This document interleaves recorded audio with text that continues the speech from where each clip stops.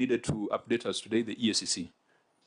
Senator Cherargei? Before you go substantively, you know, in our reports, it's unusual to get in opening statements, and I know Senator Sifuna, as a practicing advocate and senior counsel of Congo, I don't know whether you will allow us to point a few clarification from the governor based on his opening remarks on this report.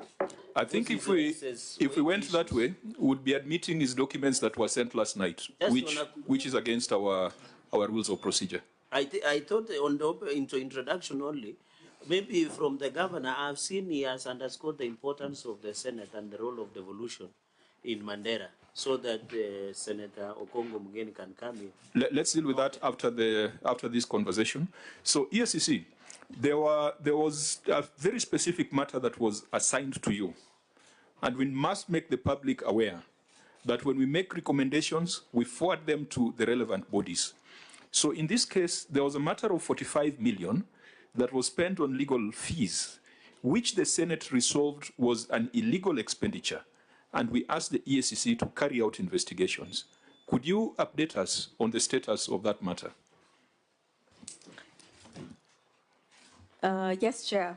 So based on the consolidated report of this committee on the county executives, Mandera County specifically, there was an issue of an allegation of regular payment of legal fees amounting to 45,500,000 by the county executive in the financial year 2023-2024.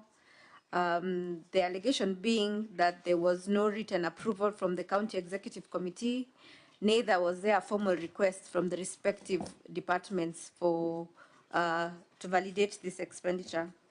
The issue was captured by the Ethics and Anti-Corruption Commission Chair and put in our database. It was also allocated for investigation by our offices in Garissa. So the matter currently is under preliminary investigation, meaning, Chair, it's at the initial stages of investigation, as this is an allocation that was made earlier this year. Look, EACC, this is not business as usual. The Public Audit Act requires you within 60 days to write back to Parliament and confirm action taken.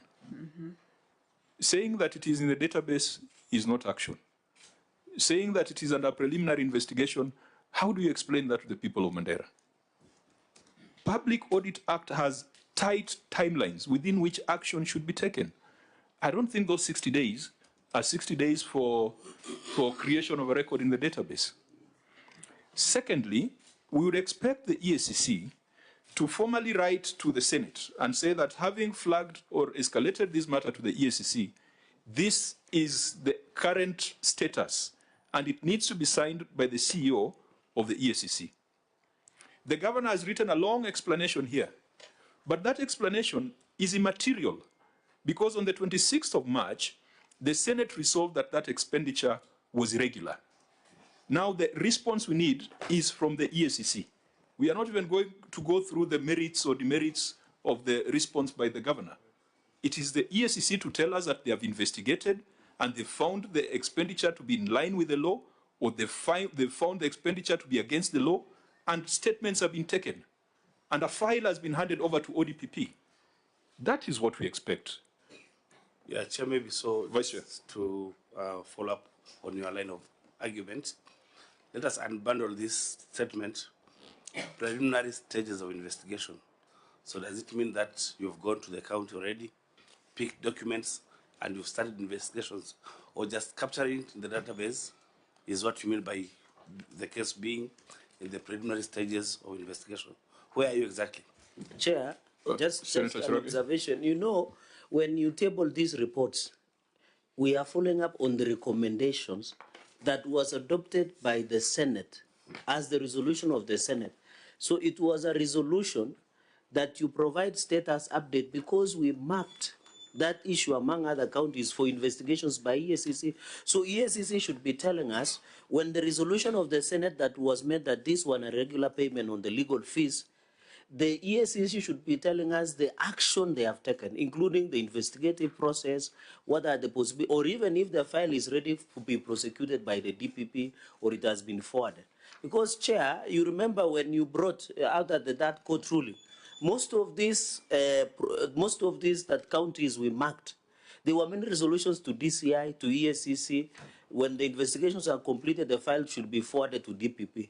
And Chair, I think and believe, even going to the future, because it's a very important issue of national interest, we need to have EACC, DPP, DCI, before this committee, so that we go county by county on the resolutions that we made, because Parliament and the Senate just makes recommendations. It is EACC, DCI, and DPP to investigate, prosecute for the DPP part, so that we can have a conversation. Because, Chair, after we make recommendations, you table before the House, we pass a resolution. It is the direction of the Senate. So if EACC does not follow the direction, they are contempt towards the Senate and the Parliament, Chair. So EACC, do you have anything formal in writing to give us the status of that and any other matter that was marked to you?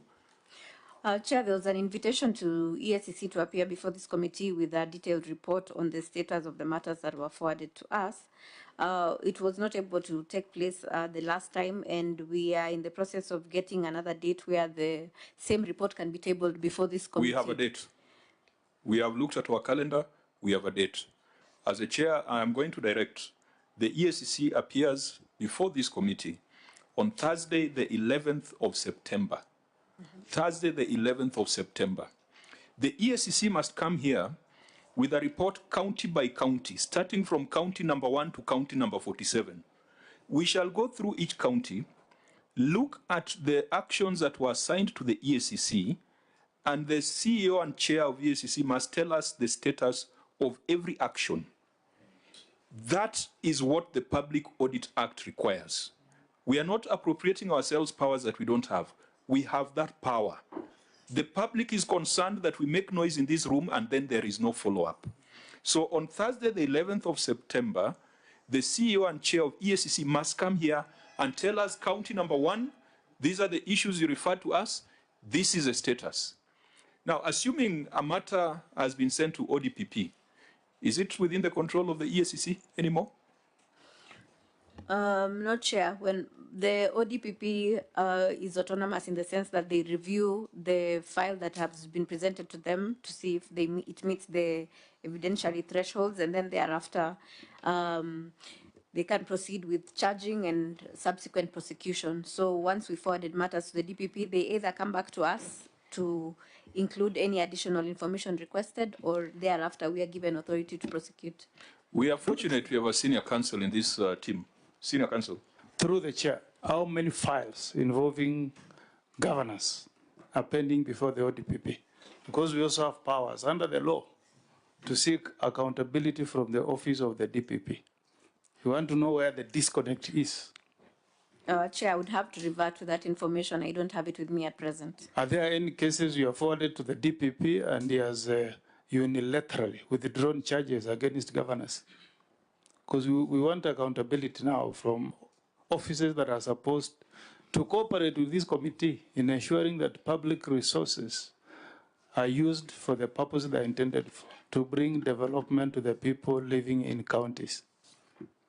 Again, Chair, with time I would be able to respond to those issues. I would have to get the information and present it to this committee. You know, have you read Section 7, 2 of the DPP Act? You know it? You know that section? You can refresh me. Or we can read it for you.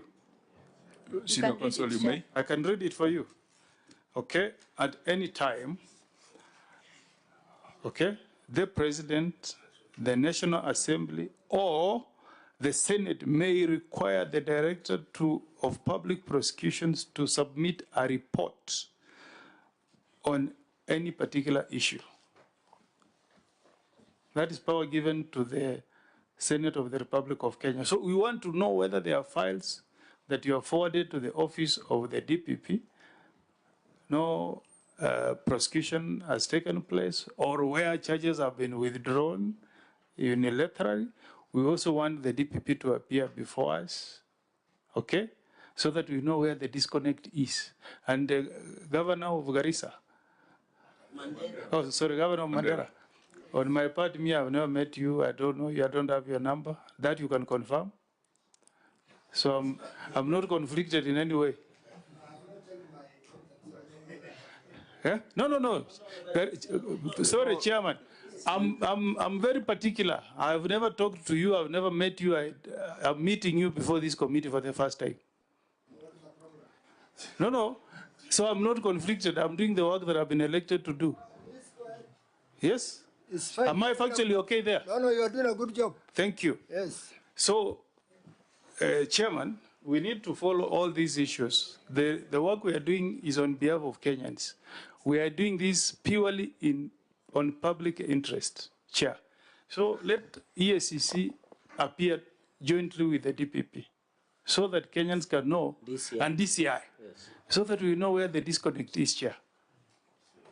So to package what you're saying is that we have invited the EACC on Thursday, the 11th of September. They will take us through county by county all the matters that Parliament has referred to them. In the event the EACC has sent a file to ODPP to consider whether prosecution should be commenced, Parliament has the power not to direct, but to ask for a report from the ODPP. Senior Counsel is... DPP Act to give us the status, because the information we have, Chair, and allegations that some of the files that are being referred to DPP are being secretly withdrawn against some individuals who are facing corruption allegations in counties. And as a Senate, since we are the protectors of devolution under Article 96, we are very keen. Protecting devolution also includes fight against corruption. So I hope, Chair, those three agencies, so that the EACC will sit there, DPP will sit there, DCI, so that when EACC says they have forwarded the file to the DPP, we ask the DPP the fate of that file, not to interfere with the investigations, but to give us the status report, so that we put the blame where it is, because the perception in the country, Chair, has been made to believe that it is us, Parliament, who are the obstacles to fight against corruption, which is not very true. So I agree in fact, myself and Senator Sifuna, a very, very brilliant arrangement to that effect. Let's bring everybody on board so that we try to target where we have some disconnect and maybe try to mend fences. Thank you. Any other observations before we give final directions? Auditor General? I just wanted to confirm that I've shared the issues for EACC for the counties. Yes, we have seen them, Chair. I've actually seen them in my wall. We are going to go through them and make some interventions. EACC, your mic is on. You want to say something? No, the Chair. Yeah, just to summarize, the public is tired with all the talk that we are having in parliamentary committees. The public wants to see action. And what happened is that within the requirements of Article 2298, this Senate considered the written responses from Mandera. Because of the short time frames, we did not call you to appear before this committee. Or did we? We based our report on your written responses. Yeah, we did submit actually this report in March. Yes. So on written the responses. Written responses. That's the one you discussed and then make recommendations. We made recommendations. So this response is already with the Senate. I don't know why the clerk is saying he just received. No. You don't go there, Governor. Yeah. I'm trying to say something that is helpful to you. On the basis of your written responses, self-reporting, where you said that evidence was available to support expenditure, we agreed with you. And you do realize that the report we are looking at right now is a report that focuses more on policy issues, ethnic composition, one-third salary rule, audit committees, risk management policy. Because you self-reported, we considered your self-report and came up with these recommendations. But there was a recommendation on payments to KRA. There was a recommendation on payments to legal firms. There was a recommendation on unsupported payments on pharmaceuticals. Some of those we marked to the EACC. Right now, we do not need your explanation. Right now, we need the EACC to tell us whether they have investigated and whether they find the recommendations or resolutions of the Senate to be actionable. So we must demonstrate now to the public that it is not just talk. I think the members of this committee, some of them like Senator from Nairobi, Senator from Nandi, are perhaps most articulate when it comes to accountability issues. But it is now appearing like we just talk and we don't bite. And it's difficult to explain that we don't have the teeth is with EACC. So we must bring the EACC into this room and the ODPP to ensure that together we can bite and together we can slay this dragon of corruption that everybody is talking about. So with that, I don't know whether there's anything additional on this particular subject. Coming back to the report on Mandera, there are a few issues of policy where we wanted to get your update because there the action was on you. But your report came last night. The PBO has not had time to analyze it and to advise us on whether whatever you have responded is factual. In fact, I think we now need to insist that these responses should be accompanied by a sworn affidavit so that we can then take the responses to be akin to submission under oath. So for the issues that we have not addressed, we will take a view whether to reinvite you to deal with the policy issues. But for the issues that were marked to the EACC, the date is Thursday, 11th of September, for us to get a comprehensive update across the 47 counties. Senator Sifuna. And Chair, just skimming through the responses, Governor, it appears you are responding to the initial audit queries. The guidance that the Chair was trying to give you there was that we already until the governors realize that public office is not personal. It is held in trust, and you must comply and abide by the provisions of the Constitution. So let there be no fear that this Senate or this committee is afraid that governors will not come before us. When governors come before us, they are not doing us a favor. They are doing that which they are employed or elected to do. So our friends in the media, don't be worried. Even if there are a few postponements, deferments, I think we have sufficient tools in the Constitution and in statute to compel the appearance of governors before this committee. Honorable members, any other business? Chair, maybe to add Article 96.3, just to add on your statement, Chair, Article 96.3, the oversight of the Senate is provided for to oversight on the national revenue that has been given through revision of revenue under Article 217. Article 293.4, the same parliament appropriates to independent commission. So the role of oversight, Chair, has been entrenched. Even the Supreme Court has ruled that oversight, both primary is to the MCS, secondary is to the Senate. And even in the Oparanya case, that matter has been adjudicated upon and it has been ruled. So when governors appear before the committees of parliament, they appear to follow the constitutional obligation that they were elected to do, because we need accountability and transparency. And I'm happy with Governor of Mandera. He has indicated that he wants to be part of accountability and transparency as constitutionally obligated. So, Chair, I want to confirm this committee does not do any witch hunt to any governor. We are just doing what Constitution provides for us as members of Parliament. And I think that is what is very important. And I want to appeal, Chair, the Powers and Privileges, Parliamentary Powers and Privileges Act, Cap 6 laws of Kenya, is very clear that we have enough tools to ensure any governor or any witness as provided for under Article 125 who do not want to appear. I think it's section 18 of the Powers and Privileges Act. We have tools to issue summonses to fine. And in fact, I'm proposing, because we have a bicameral intervention around corruption, there are other things, that there are other people who think that devolution is not something that we should have. I've had the governor of Mandera referring to it as a historic blessing to his people.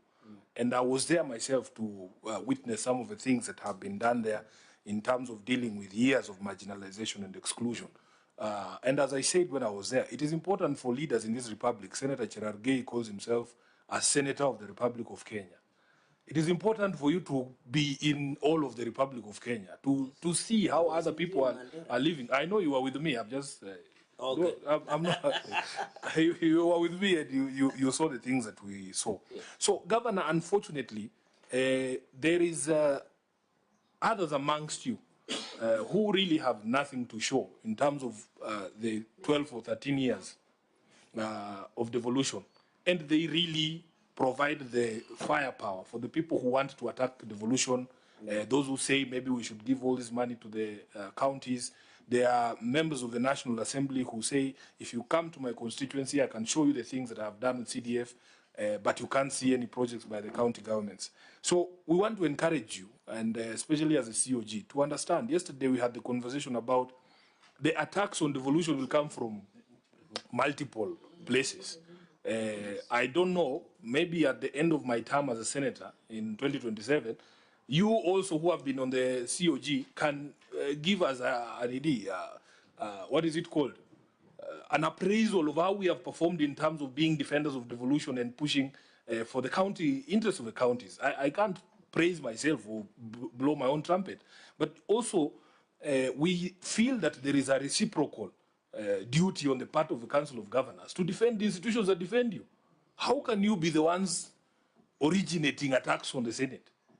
It doesn't make any sense to me, Honorable Chair. So there is a broader conversation, because me, I thought until this